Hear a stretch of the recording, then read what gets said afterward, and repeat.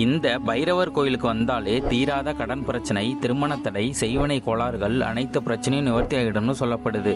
மற்ற கோவில்கள்லயே பைரவர் பாத்தீங்கன்னா தனியா தான் பார்க்க முடியும். இங்கே மட்டும்தான் பைரவர் கல்யாண கோலத்திலே வந்து காட்சி அளிக்கிறார்.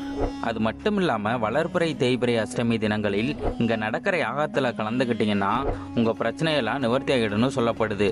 வளர்பிறை அஷ்டமியிலே கலந்து கொண்டு பூஜைகள் செய்து வழிபட்டால் திருமண தோஷம், கல்வி, குழந்தை பாக்கியங்கள், வேலை வாய்ப்புகள், நம்ம உடம்புல இருக்கக்கூடிய அனைத்து வியாதிகள் இது அனைத்தும் நிவர்த்தி செய்கிறார். தேய்பிறை அஷ்டமி நாளில் நிரந்தரமான வியாபாரம், வியாபார அபிவிருத்தி, பதவி உயர்வுகள், நம்மளுடைய காசு பணங்கள் வெள்ளையாக்க கொடுத்துட்டு அவங்க தராம இருந்தாலும் அதெல்லாம் பைரவர் திருப்பி வாங்கி தரார். நம்மளை சுத்தி இருக்கக்கூடிய எதிரி தொலைகள், திருஷ்டி தோஷங்கள், பூர்வ ஜென்மத்துடைய சாபாப தோஷங்கள், கடன் நிவர்த்திகள், பில்லி, சூன்யம், ஏவல், சேவனை கோளாறுகள், கோர்ட்டு வழக்கு பிரச்சனைகள். இந்த கோயிலில் இருக்கும் மூலவர் பெயர் ஸ்வர்ணாகர்ஷண பைரவர், அம்பாள் பெயர் ஸ்வர்ண பைரவி.